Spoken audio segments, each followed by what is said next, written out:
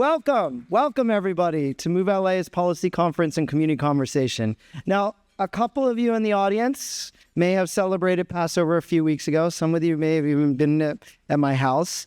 And on the first night at dinner, the youngest person there is appointed to ask, why is this night different from all other nights? Well, today our question is, you're probably thinking, why is this conference different than any other conference I go to, right? You hear me, Jeff, right? Well, it's not just so you can see Denny Zane. Look, we all go to a lot of events, a lot of hotels, but this is a community, this is a coalition, and this is a movement. For the next few hours, each of us becomes change makers. We are here to do the real work. We are here to build something lasting, and we're here to shape a better, more just, and more vibrant Los Angeles. We're here to make sure we rebuild stronger after the fires. We are here to leverage the power of Measure ULA and A to fund homes for everyone built by skilled labor with dignity and purpose. And let me be clear, we are not going to let the real estate industry roll back Measure ULA. I got some supporters there. We are here to reclaim streets for people with projects like Rail to Rail in South LA, a walk, bike, and roll path connecting the K and the A lines, opening tomorrow. Come and join me tomorrow. We are here to look at how the public and private sectors can best work together.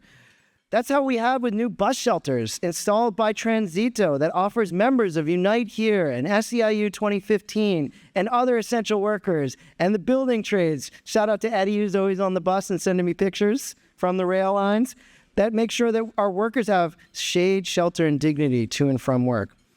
It's how we keep those bus lanes clear thanks to Metro and LADOT's deployment of Hayden AI's cameras that issued 10,000 tickets to scofflaws in our bus lanes last month.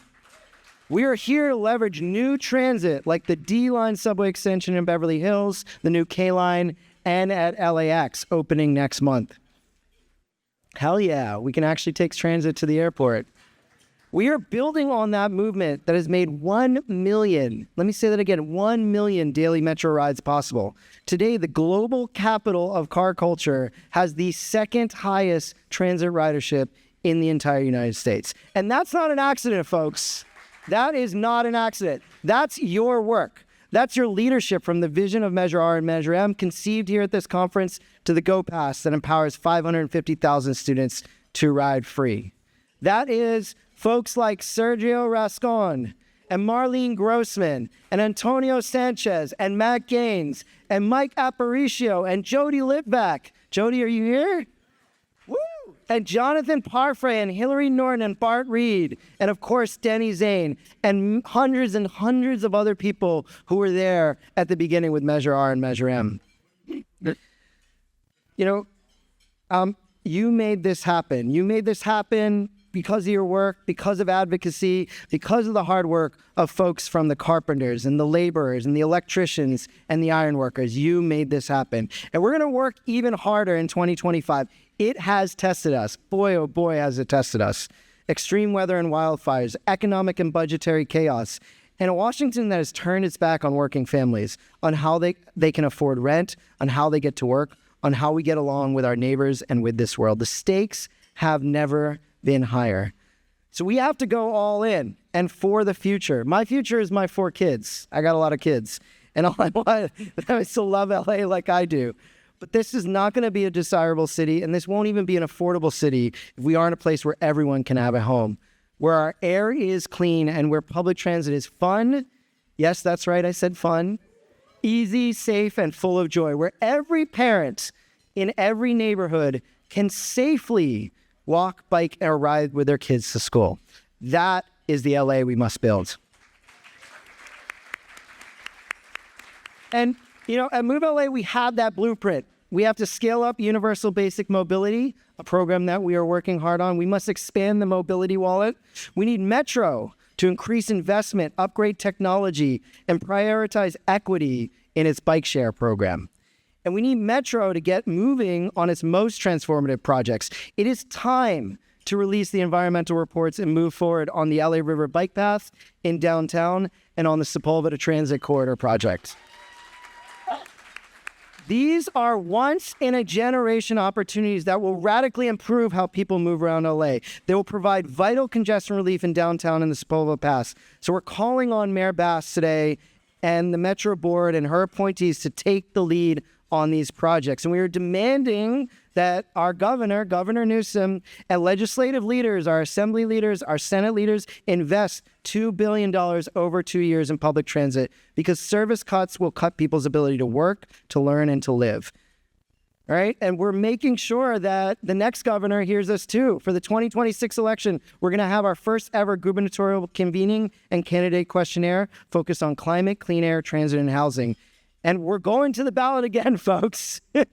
With another transformative measure, we're building a coalition to qualify a multi-billion-dollar ballot measure in 2026 to finish the job on clean air with union-built infrastructure to fuel charging, zero-emission trucks, buses, ships, locomotives, and construction equipment.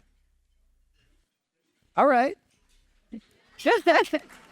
And we are doing more, folks. We are working to launch a public bank in Los Angeles and to finalize zero-emission infrastructure to finance it. We are leading the charge for 2 million transit riders per day by 2035. You heard it here. That's what we can get to with our friends at Metrolink and Metro, Big Blue Bus, Long Beach Transit in the house. And part of that is our loud and proud advocacy campaigns for more managed lanes and congestion pricing in LA County. You know, New York proved that it works. Traffic, noise, and pollution are down. Bus speeds and business receipts are up, and more people are using transit, and it's safer. So I know we're not New York, but we have the ability to do something here, transform this region, and create revenue for us. So I'm hoping that that's something that we can prioritize moving into 2026. So welcome to the 2025 Move LA Policy Conference and Community Conversation. What we've proven is that we can all work together to do big stuff. My call to you is to embrace our diversity as a region. We can all work together to achieve abundance. From our incoming board chair, Fernando Dutra from Whittier, an immigrant who became a union carpenter, launched a successful construction business, and yes, owns 7 cars and 4 e-bikes, he reminded me. To our social media guru, Olga. Alexa, where are you? Talk to her. She wants to interview you. A Hollywood writer who lives happily in a condo and rides public transit and their bike almost everywhere. That is LA. It's diverse. It's beautiful. It's here right now. So this is our moment, folks, to build, and rebuild. This place is where a moment does it, and it begins with you. I'd now like to invite up Paul Van Ass of the San Gabriel Valley Habitat for Humanity and our photographer, Ted Soki. Now, Ted's usually behind the camera and has been there for every important Move LA moment. But when we found out that Ted grew up in Altadena, we wanted to stand behind him. That's why we're presenting After the Fires, a silent auction to aid rebuilding efforts to support the San Gabriel Valley Habitat for Humanity. This special limited edition set of prints are available today only, and all proceeds are going to benefit Habitat. So, Paul, can you tell us what the money's going to be used for? Good afternoon. My name is Paul Van Assen with San Gabriel Valley Habitat for Humanity. I'm such an honor to be here. Thank you, Eli, for having us. You know, I'm always a little nervous about public speaking. Then I got to follow Eli. So y'all got to bear with me. Give me some positive listening back to me. And thank you, Ted, for your beautiful photographs out back. That silent auction will be up until 4 o'clock. So please generously give. On the back of the banner back there is a QR code where you can donate straight to Habitat for Humanity. So San Gabriel Valley Habitat, we're out of Monrovia. Our service area includes Altadena and Pasadena and Sierra Madre. And we're going to help the families in Altadena and Pasadena and Sierra Madre rebuild. We can do that at about $350 to $400 a square foot. Now, for those of you in the construction industry, that's a bargain. Right now, we've heard everything from $800 a square foot to $1,000 a square foot. How can we do that? Well, you've all heard the saying, it takes a village to raise a child. Well, I'm going to edit that. It takes a village to build a habitat house.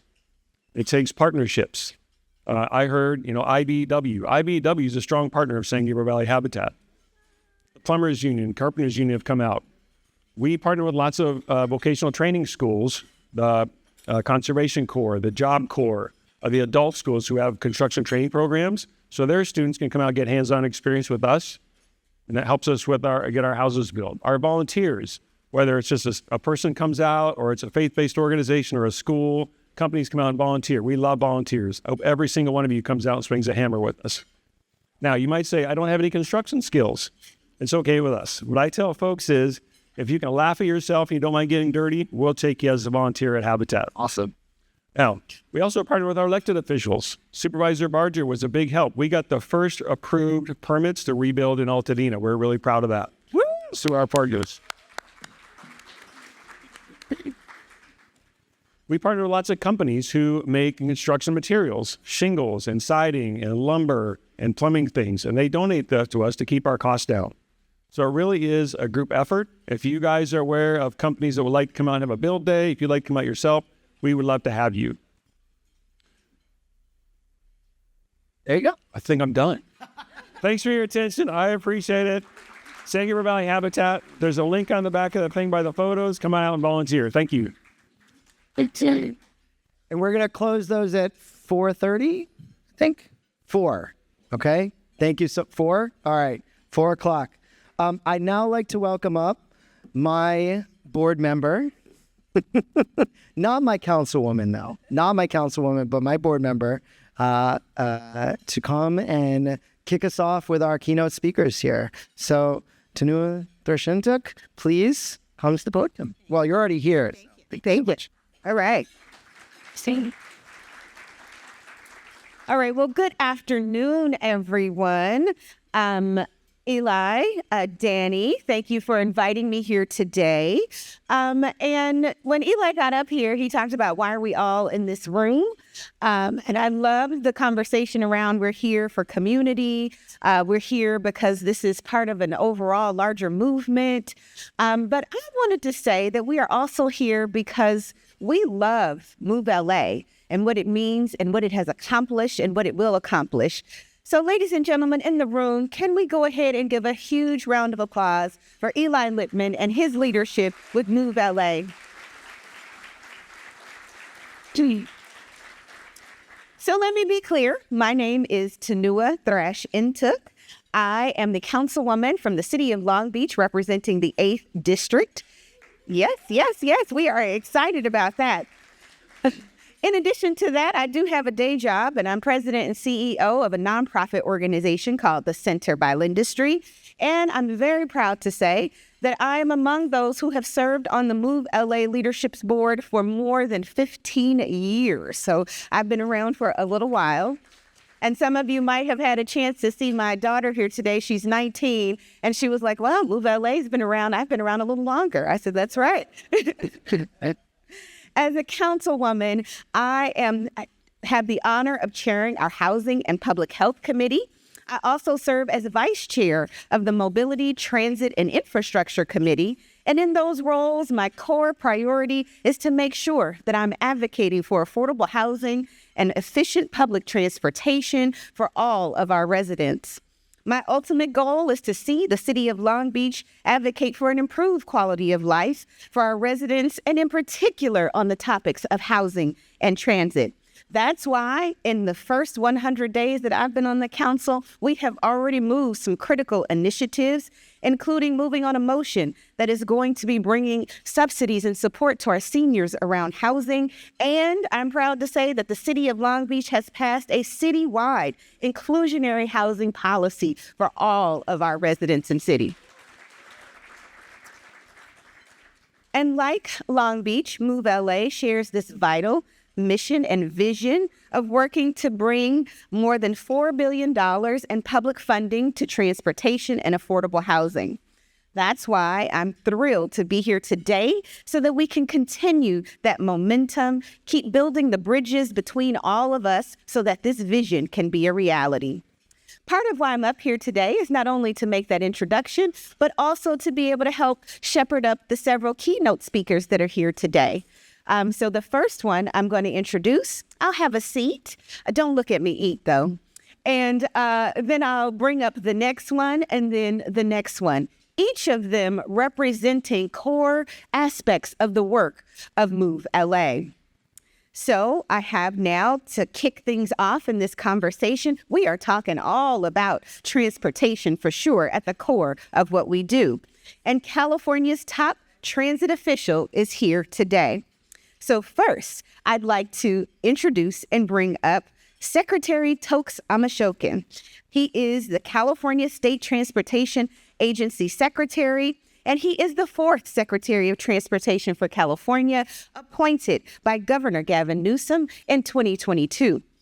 In this crucial role, he oversees 8 state departments, boards, and commissions, and also oversees a massive budget of $30 billion annually. And I was quite impressed that he has a team of over 42,000 people under his purview.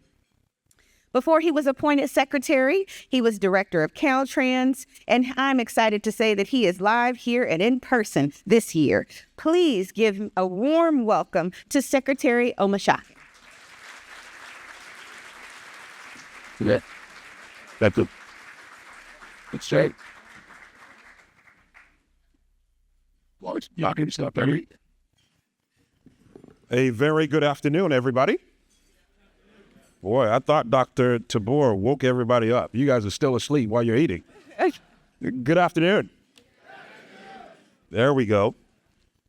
Thank you, Tunua and Tuk Trash, for the very kind introduction. Thank you for all that you do for Move LA. I am excited to be a part of the conversation briefly this afternoon. Before I get to my remarks, more people to thank me on the Councilwoman, Dr. Tabor, for your leadership as chair. Is it chair or president? Either one. It depends on which committee he's on. All the above. Thank you for your leadership for so many years on the board. To Eli Lipmen, you gave him a round of applause a little earlier. Eli is a pain in the butt, but you should give him yeah. Well, that's a compliment. That's a compliment. He does a really good job of nagging us in public service, but nagging us to do the right thing, to do better for the people of this region and the people of the state. So thank you for all that you do. And there's several other board members that I've had a chance to work with over so many years. Mark Kempton, Commissioner Hillary Norton, who's here, who I've known for many years since my time at Caltrans. Eddie Alvarez. Saw Eddie a little bit earlier. Thank you for, again, so many folks for all the work that you do. Now, when I think of Move LA, one quote comes to mind in organizations like this and the work that you do. Individually, we're but one drop. Individually, you're but one drop. But together, we're an ocean. Individually, you're but one drop, but together, we're an ocean. Reverend Mark, as I was listening to him, I couldn't help but think about so many challenges that we all face in our respective responsibilities in our day-to-day work and the work with Move LA. But if we're going to be successful in any way whatsoever, it's going to take all of us working together. It's going to take that ocean-like effort for us to succeed. And that's why organizations like this are so important, coming together in different fields, whether you be in labor, whether you be in the NGO space, government space, on and on and on. It's going to take all of that for us to succeed. So again, thank you for helping to pull together a meeting, a conference like this. Before I get to the remarks, last thank yous. Got some key staff here. Tammy McGowan is Chief of Communications for the Transportation Agency. Wave, Tammy. Yeah, thank you for being here. And Monica Bevedez. Monica, if you don't mind waving as well. Monica is Chief Deputy Director for Caltrans District 7. So this entire region, she's the number 2 person for it. Thank you for being here. So to the remarks, if you don't mind, I don't have a clicker, so I'm going to ask somebody to advance the slides for me, if you don't mind. I'll say something to you in the back. So number 1, first slide, please. The effort that we've been undertaking over the last 6 years that I've been in service to the Newsom administration and the people of this state, all of you, the focus that we've had is to try to shift transportation from being solely focused on infrastructure to being focused on people. At the end of the day, that's what transportation is about. It's about making a difference for people, giving people a chance for upward mobility. I'm, of course, biased. To me, our sector is the most important public sector of all. I think so, but I'm biased. You can go to defense, you can go to education, you can go to healthcare. We will have that argument. But if you're going to have success at any point in life, you're going to need mobility options. This is going to be important. And so to succeed for people, we identified 4 principles, what we call our core 4 priorities. These 4 most important things that we can do on a daily basis, regardless of where those 42,000 people work. If we focus on these 4 things, we will continue to have success for people in California. Number 1, safety. Transportation needs to be safer, regardless of mode. We lose roughly 10 people a day right now on our transportation system in the state. 10 people every day. Number 2, climate. And I'm going to go through these in a little bit more detail. Climate. Number 3, equity and its importance. And I know Move LA has been very focused on this equity as a priority as well. And finally, number 4, economic prosperity. Economic prosperity being a key part of that core 4. Next slide, please. So can't go any further on how we're going to accomplish those 4 things without talking about money, right? To get there, you need policy, things that this organization fights for and all the work that it does. But also you need money. You need funding, capital to make those, in many cases, make those things happen. The big news of this week is that Governor Newsom announced his May revised budget for the state. And I can tell you that this is probably his most challenging budget ever. There are so many things that he had to balance in this particular budget, including transportation. Transportation fares fairly okay through these budgets because I think most of you know we're mostly funded through the gas tax and the diesel tax. That's where a lion's share, I would say, of our budget comes from. But we also get general fund money. A majority of that general fund money, the tax money, is actually staying intact in the governor's budget. So in this 2024 budget, we're maintaining roughly $15.4 billion for transportation. There are billions that are set aside for high priority transit and rail infrastructure projects, $4.2 billion for high speed rail. And the governor is proposing, this is very important, governor is proposing extending cap and trade. Yes, very important. If you're not familiar with it, it's definitely worth looking up. He wants to change the name, however, from cap and trade to cap and invest to align with the direction that the goals we're trying to achieve in the climate space by 2045. We want carbon neutrality by 2045, and it's going to continue to take these investments for us to be able to get there. So cap and trade ends in 2030. He's proposing to extend it and call it cap and invest moving forward. So the budget for transportation fared fairly okay. We fared okay. And I'm looking forward to seeing how the discussions will go with our state legislature and other key components of that budget that he has proposed moving forward. Next slide, please. So just to hit on these core 4 items real quick, and I will turn it over to you, all of you, for 1 or 2 questions from you. Safety being at the top of the list, if you will, of priorities. The numbers that you see on the screen are some of the most alarming statistics that we've seen in this space, in transportation space, in many years. That hockey stick that you see going up is the first half of the year 2024, the last number rather that you see up there, 3,304. That's the first 6 months of 2024, the total number of pedestrians that were killed in America. Total number of pedestrians killed in America the first 6 months of 2024. You see that it's on a decline compared to 2022, when during the pandemic, we saw pedestrian fatalities shoot up. But even though you see that slight decline, look at 2014, just a decade prior. 1,000 less people were killed in the first 6 months of 2014 compared to 2024. So there's no banner to be raised about success on this front because we got a long way to go in driving down pedestrian fatalities in this country and in California. The numbers for California, by the way, we average roughly 1,100 people walking and biking killed annually in California. Annually. So more than 1,000 people. We have a lot of work to do here, despite the positive news since 2022 and declines that you see. Next slide, please. From an equity standpoint, my message to our staff, to the staff of the state, and to the people, public servants of this state, is that we have to move from very symbolic efforts on equity to systemic. I know that sounds good. It rings well.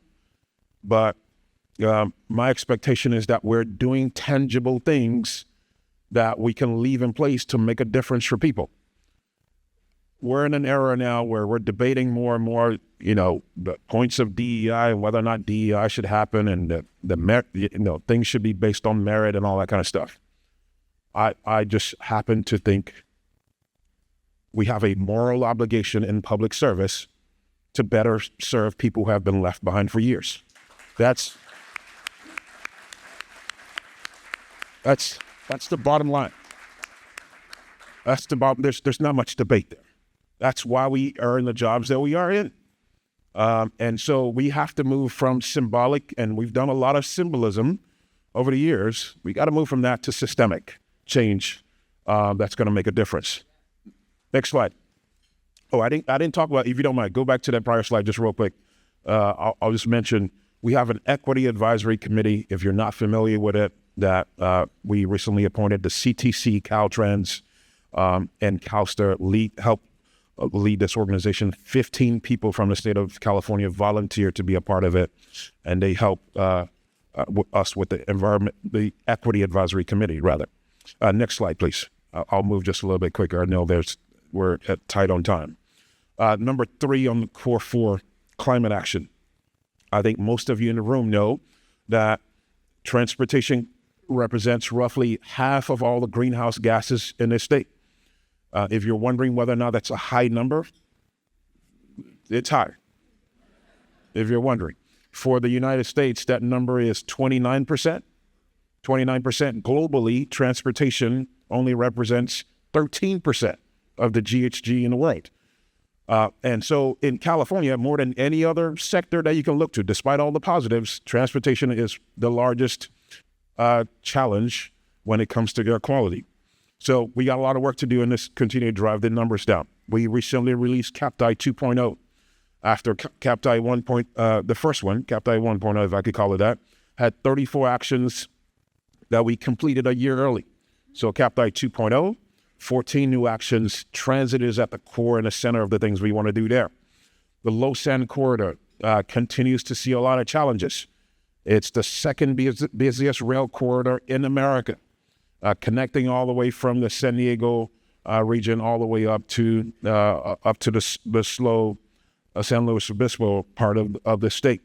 But because of climate change, we continue to see erosions of different parts of the corridor. And CTC recently put $10 million working with Caltrans towards it. The Transit Transformation Task Force is something you should get a little familiar with. Your director serves on that. It's a committee that the governor and the state legislature approved me to appoint in November of 2023 to come up with recommendations on how to transform transit in this state moving forward. It's a huge task. The report to the legislature is due in 5 months. So I'm looking for, Eli, get ready. If you haven't been doing your homework with all the things you have going on, 5 months, it's due to the state legislatures, but to me first. So I'm looking forward to seeing that report. Next slide, please. TRCP, one of the most important transit decisions ever made in this state, to figure out how to invest from a capital standpoint in transit. To date, nearly $12 billion since 2015. 50% of that $12 billion, I've been very fortunate. It's happened in my very short tenure in this role. Not up to 4 years yet, but nearly $12 billion. Important to note that of that $12 billion, $4 billion of it has come from cap and trade.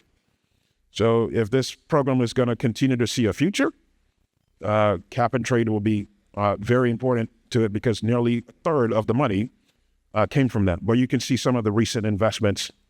I don't have time to go into detail on this.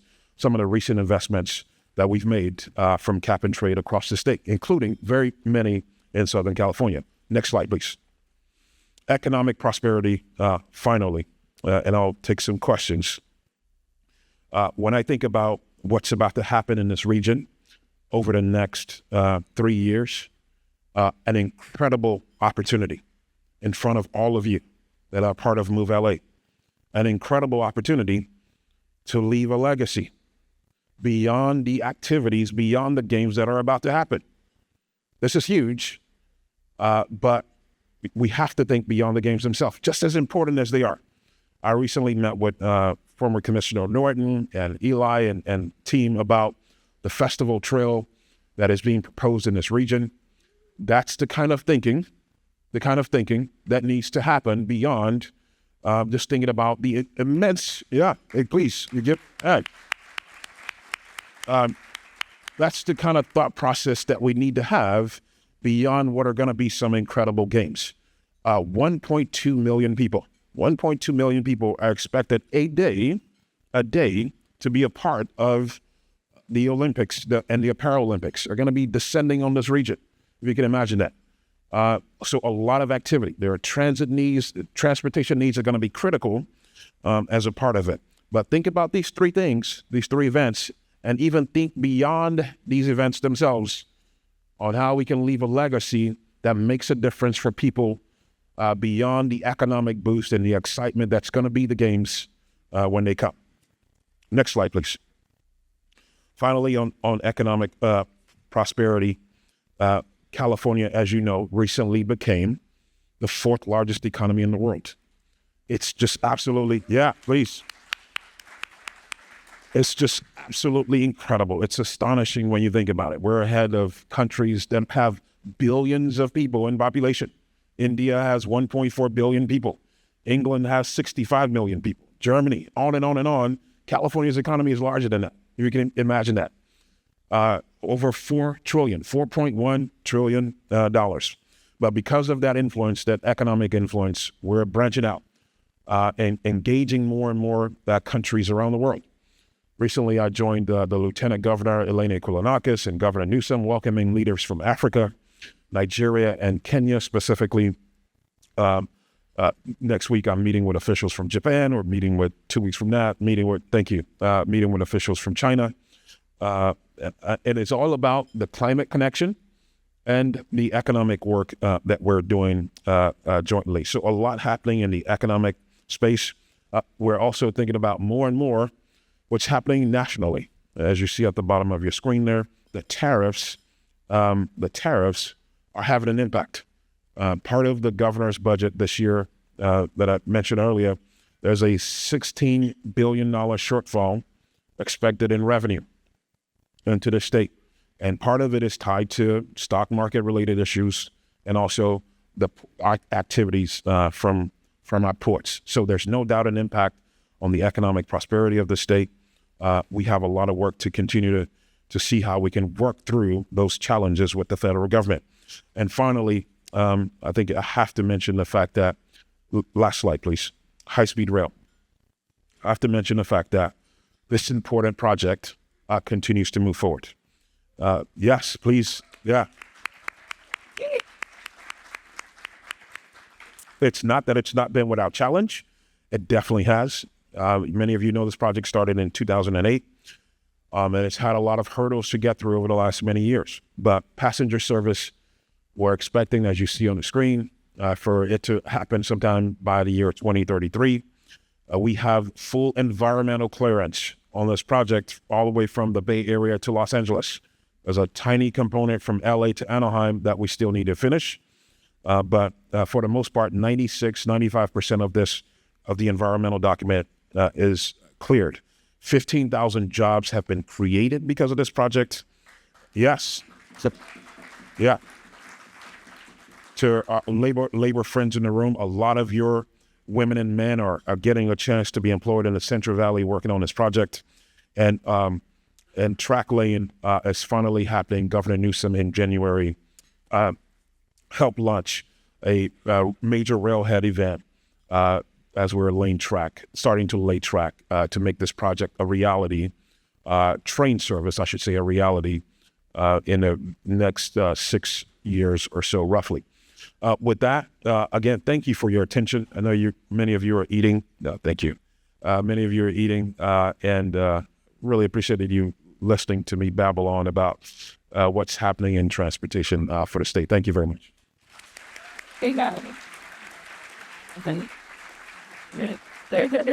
Yeah. I'll take just one question. I think Eli is probably walking around the room somewhere. I wanted, there he goes. Yeah. Yeah. I wanted to see if any of the students had a question.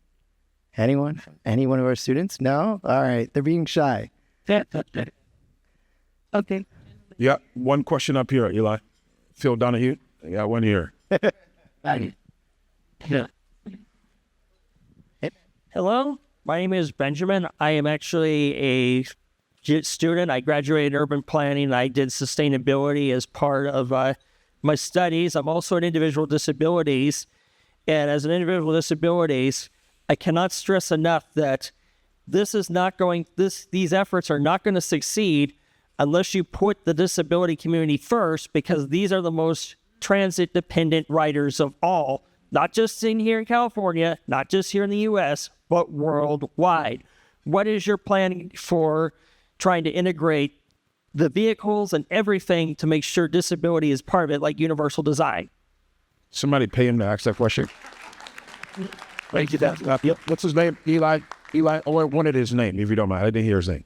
It's Benjamin. Benjamin. Okay. Benjamin, thank you for the question. I actually couldn't agree with you more. And by the way, thank you for deciding to be an urban planner. I have engineering and planning degrees. I kind of lean towards the planning side of my mind more in the responsibilities that I have than the engineering side. When we talk about equity, people often get stuck on thinking that equity is solely about race. That's what comes to mind. They think DEI and they think race. In my mind, the responsibility when we say equity is a part of our core four, regardless of religion, regardless of gender, regardless of whatever you claim, regardless of physical ability, we should make transportation accessible for you to give you a chance for upward mobility. And so people, yes, absolutely. So people have a seeing impairment, any kind of physical impairment whatsoever. How can the transportation system that we have in California support them? There are lawsuits that have forced us to do better, whether it be curb cuts on sidewalks and other things. But for what I believe, and when I was the director of Caltrans, more closely working on this issue, it starts all the way from the planning process, all the way through in design, making sure that we're thinking about every potential user, again, regardless of age and regardless of physical ability. So I agree with you. And I think as the Paralympics and the Olympics are coming, again, it's an opportunity for all of us to think about how we leave a legacy beyond just the excitement of the World Cup and the Super Bowl, but transform the communities that are going to be hosting all these events. So I couldn't agree with you more. Thank you for that question, Ben. Yeah. Thank you very much. Appreciate it. All right, Secretary Omishakin, I was so delighted that you were able to come up here and share with us how so very effective an advocate Eli is. You described it in a different way, but that's how we'll take it for those of us who are here in the room. Today's presentation that emphasized the 4 core pillars of your administration and leadership around safety, equity, climate, and economic prosperity, I think ring true for this group here and our understanding of where we want to see transportation go and grow in our state. So thank you for your leadership.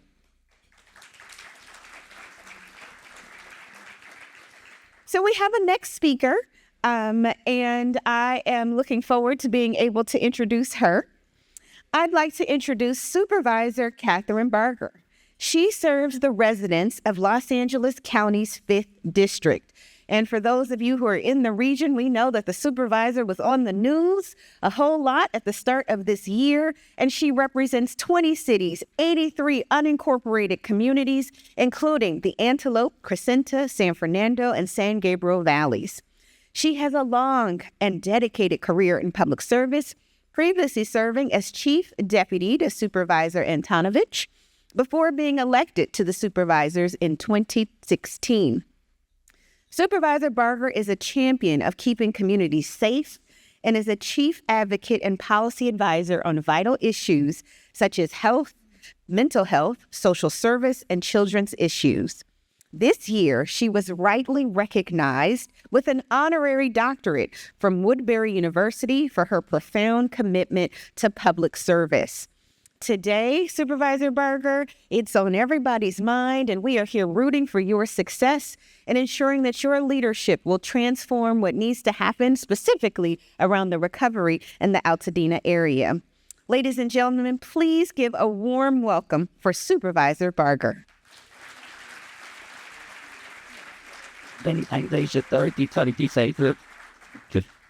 Secretary, I'm looking at Eli in a whole different light now.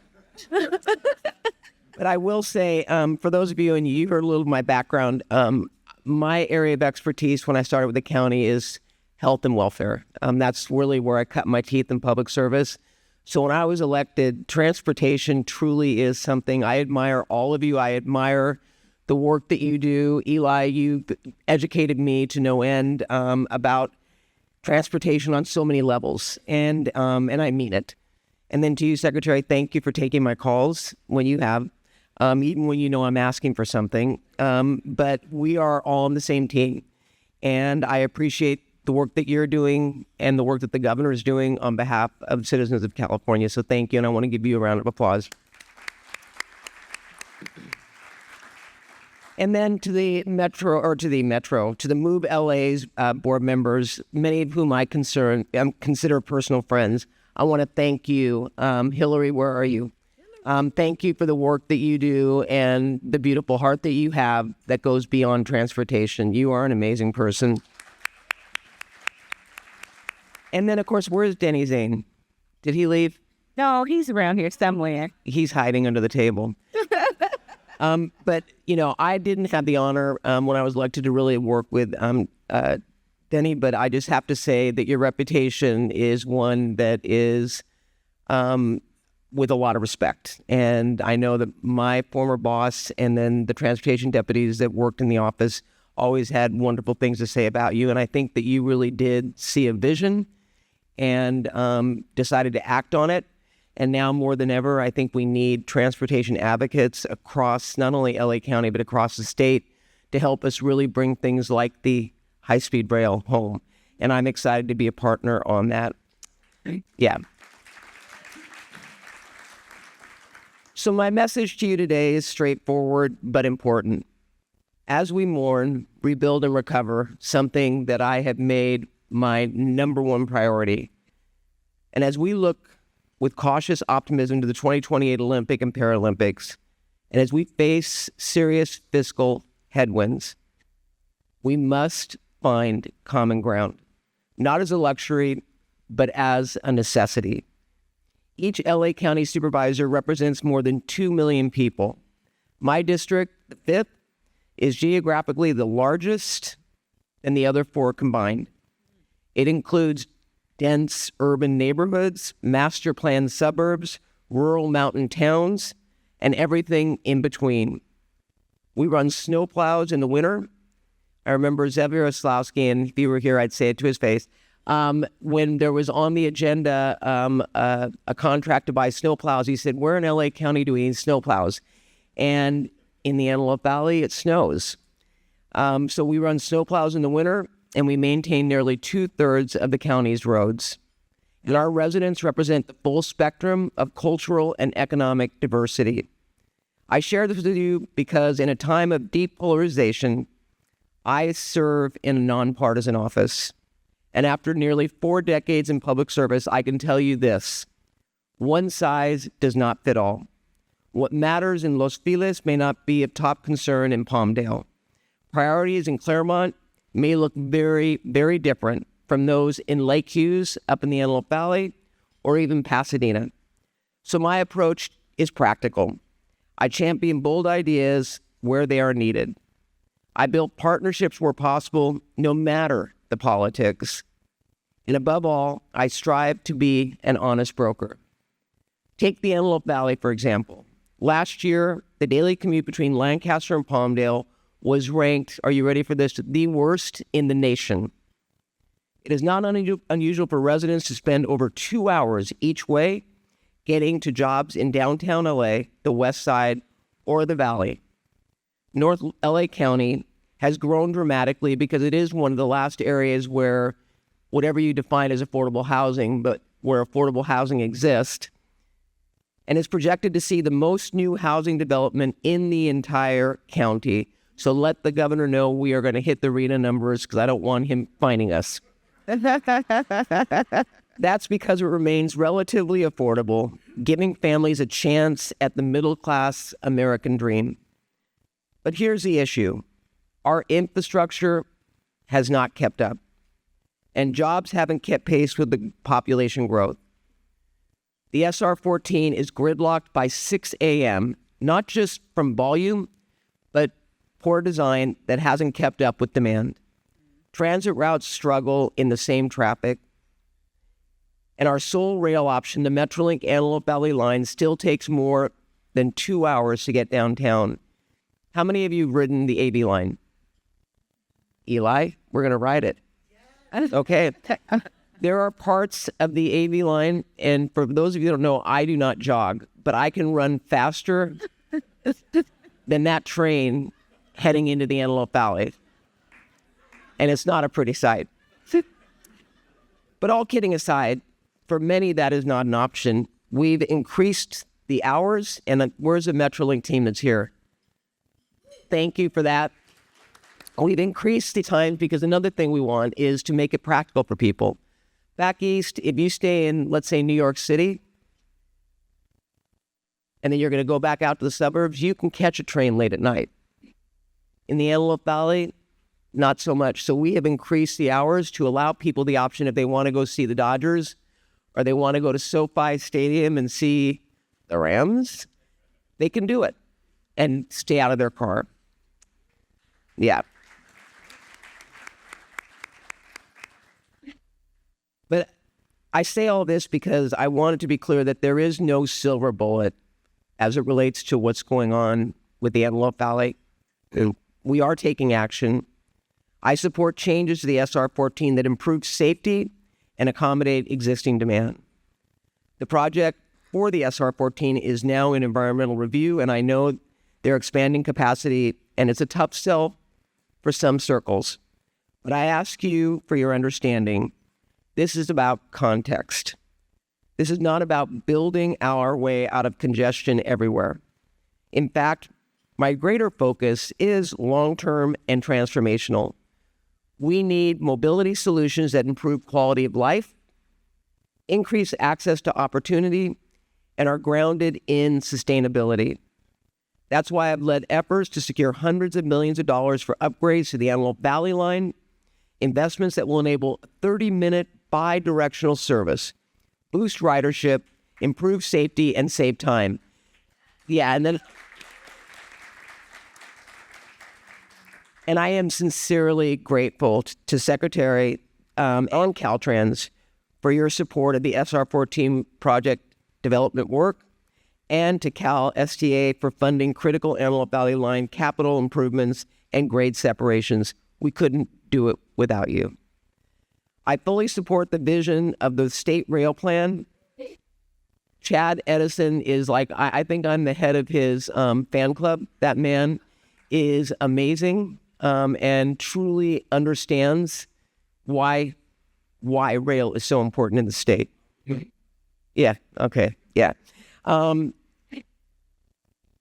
working to champion Metrolink's SCORE program, advancing the High Desert Corridor high-speed rail project, and securing Metro's prioritization of early strategic California high-speed rail projects in LA County.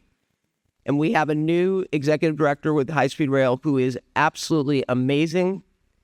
We've talked, and there are opportunities here in LA County to work with high-speed rail to actually better our rail system here. So stay tuned. I have confidence, and I know we are going to bring this home. We're not just thinking about transportation, we're thinking about placemaking and prosperity. In Palmdale, we're creating a new transit-oriented community anchored by future high-speed rail, Metrolink, and the High Desert Corridor connections. We've also partnered with Metro, LAWA, and the city of Palmdale to envision a manufacturing and R&D hub that will support rail car and bus innovation, bringing jobs and billions in economic return to the Antelope Valley and beyond. There's only one other in the United States, and that's in Pueblo, Colorado. So we have an opportunity here to truly make a difference. And that's just in one corner of the 5th District. As we zoom out of the region, we see another transformative opportunity in the horizon, the 2028 Olympic and Paralympic Games. And I appreciated the comment about accessibility. With the Paralympics, that's something, and our soon-to-be chair, Dutra, is over here for Metro, and we turned and talked about that because that is our priority, and I'm so excited to have you as chair of the Metro board. So, Eli, I'll get you his cell phone number. You're not paying in my ass. The mobility demands will be immense, but so is the opportunity to create a lasting change. This is going to go beyond the Olympics. I'm particularly excited about integrated scheduling, transfers and ticketing across agencies, local bus improvements. We talk rail, but we have to talk bus, and active transportation expansion. Community-centered investments in public spaces and corridors, and broad-based partnerships that include government, business, and nonprofits. Next week, don't anyone moan, because I'm already moaning, I'll be in Washington, D.C., advocating for federal Olympic transportation funding and ensuring that Metro and Metrolink priorities are included in the next surface transportation reauthorization. So please wish me luck. But let's not lose sight of a serious challenge, the fiscal cliff that is ahead. This year, Metro's budget is balanced, but in 3 years, we are projecting a serious deficit if we do not take action. Look around the country. Chicago cut half of its rail lines and 40% of its commuter service. San Francisco is eyeing a 50% cut in bus frequency. Pittsburgh may slash paratransit and raise fares. Philadelphia is considering cutting 5 rail lines and ending evening service. To me, this is a wake-up call. And for me, protecting our riders, our workers, and our core services is non-negotiable. Difficult decisions lie ahead, and that's where organizations like Move LA are invaluable. You've helped us dream big, stay grounded, and perhaps most importantly, find common ground in uncertain times. So as we navigate the next few years, I urge us all to stay focused on the mission. Keep transit safe and reliable, advance smart, bold infrastructure, and build a region where every resident can thrive, whether they live in Sun Village up in the Antelope Valley or Sun Valley. As we look ahead to Althena's recovery and revitalization, we have a unique opportunity to enhance the way our commercial corridors serve our communities. Along Lake Avenue, Fair Oaks Avenue, and Lincoln Avenue, we can thoughtfully expand pedestrian accessibility, outdoor dining, and activation of public spaces, making these streets more vibrant, walkable, and welcoming to all, right around a transit stop. Yeah. But this isn't about reimagining Altadena from the ground up. It's about building on what already makes this community absolutely so special. Its neighborhood charm, local businesses, and strong sense of place, while introducing smart, incremental improvements that reflect how people live and move today. And we focus on targeted, community-supported enhancements, encouraging walkability, exploring modest transit-oriented development, and supporting commercial revitalization in ways that strengthen local businesses and create a more welcoming, connected environment for residents and for the visitors that are going to be coming alike. Supporting active transportation and pedestrian-oriented development can help these areas thrive, creating more places where neighbors gather, where small businesses succeed, and where streets feel safe and lively all times of the day. We are working closely at how transportation funding through Measure M and R can be realigned with our active transportation goals and how we can layer in additional resources from the state and from our federal partners. We have an ability to make transformational improvements driven by our community to meet current needs coming out of this incredible tragedy. We can leverage California's climate investments, including the Active Transportation Program, along with federal funding from the Bipartisan Infrastructure Law and Inflation Reduction Act, to offer unprecedented opportunities to make these projects a reality. And we intend to pursue these dollars aggressively and in partnership with coalitions like your own. Ultimately, our goal is to create walkable, bikeable, and transit-accessible corridors that serve both current and future residents without displacing the very people and businesses that give Altadena its incredible character. With community input and careful planning, we can ensure that any reinvestment honors Altadena's identity while embracing opportunities for a more connected and inclusive future. We're committed to working with our partners in the design, planning, and development communities to ensure that any changes we support are grounded in the values of the people that live and work in Altadena.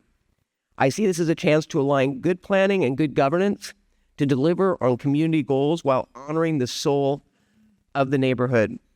I want to thank you for inviting me. I want to thank you, Eli, for riding the bus and the rail with me. And I want to thank you all for being a voice of many people who are going to benefit for generations to come by the work that you're doing. Thank you. Yeah, it's like to the meeting.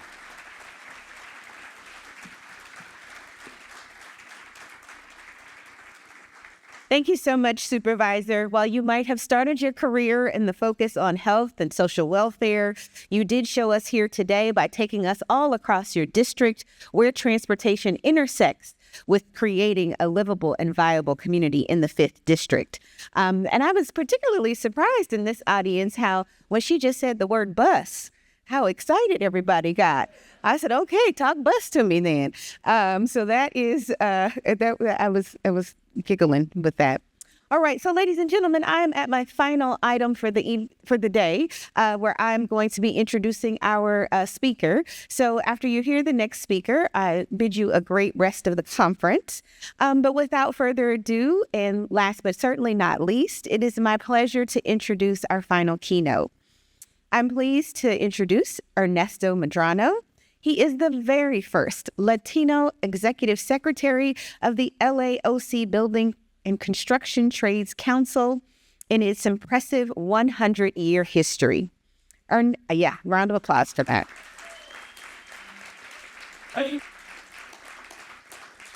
Many who know Ernesto know that he brings over 3 decades of invaluable experience in labor advocacy, public infrastructure, and community workforce development.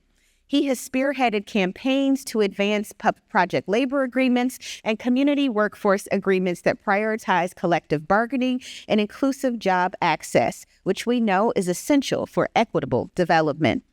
Prior to his current role, Ernesto served as the council's representative for Orange County, where he transformed the region into a hub of union activism through successful work with those community agreements in cities like Anaheim, Irvine, and Santa Ana.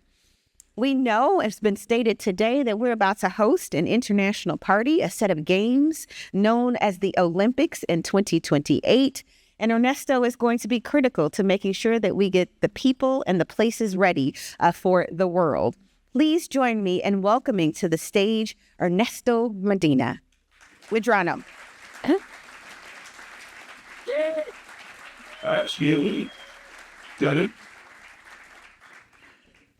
Good afternoon, ladies and gentlemen, brothers and sisters, Mr. Secretary, Madam Supervisor, and of course, in a category of their own, Eli Lipmen and Denny Zane. And by the way, I concur with the characterization of Mr. Secretary of Eli Lipmen.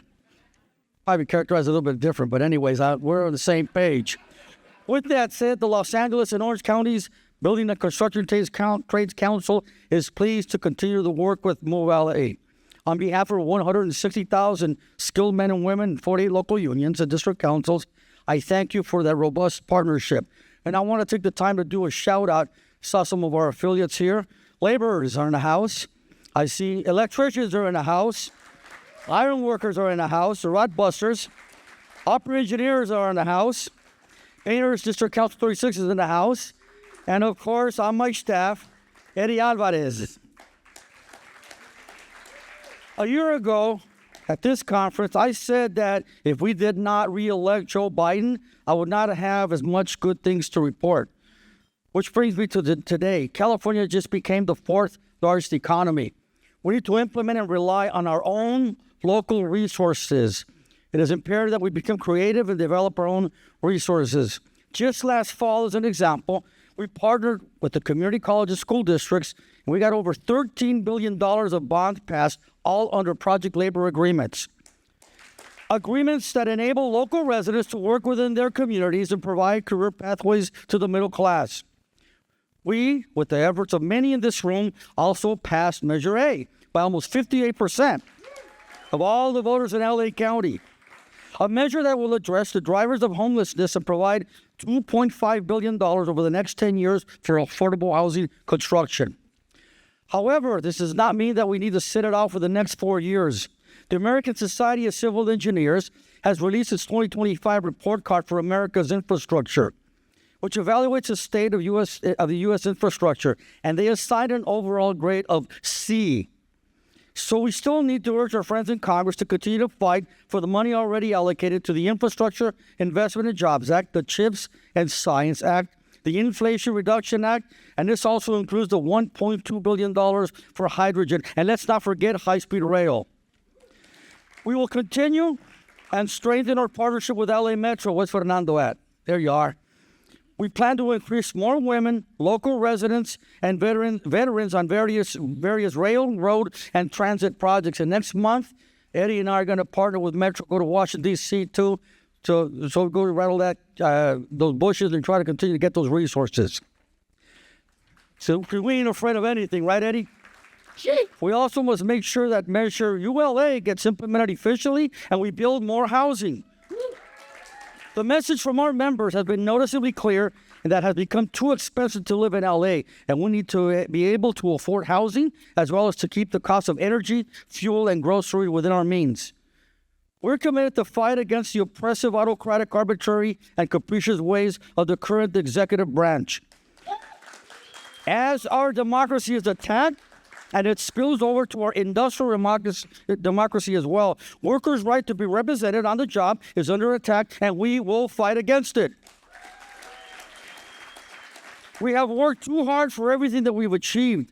The highest wages negotiated by our unions, the fringe benefits provided to our members and their families, So we will continue to organize workers that are exploited by unscrupulous employers. We will continue to continue our investment in our apprenticeship programs. We'll continue to provide career pathways to the middle class through our Apprenticeship Readiness Fund. Since its inception, the Readiness Fund, in collaboration with our community and education partners, have placed over 1,600 individuals into our apprenticeship programs. As apprentices, they earn while they learn, and we will assist in removing any barriers so they could turn out as journey-level professionals. I reiterate again, as I did last year, we do not have a labor shortage within the unions of the building trades. Our joint labor management programs will shall continue to invest in the future of our industry. We invest over $200 million a year in these programs statewide. We graduate over 98% of the state-certified apprentices, and within our apprenticeship readiness, the placements are 34% African American. We have 58% Latino and 20% women. So we're doing our share for the diversity and equity. And of course, what's important is the retention of these folks, that they continue to remove their barriers so they continue through the pipeline and journey out. With the Olympics coming and other large events that we heard earlier, we see the opportunity for our members that are ready to don their tool belts, hard hats, and start building and rebuilding LA. However, as a union organizer, I would be remiss if I did not give all of you a task. We have our work cut out for 2026 and 2028. We need to continue to organize, do voter registration and voter education, whether it's door-to-door, on the job site, new citizens, swearing-in ceremonies, quinceañeras, weddings, parties, I don't care. We got to continue to educate and register people to vote. We must take this fourth world economy, make it work for all of us, and particularly the blue-collar worker. Enjoy your conference, and thank you very much. All right. Thank you, thank you, thank you.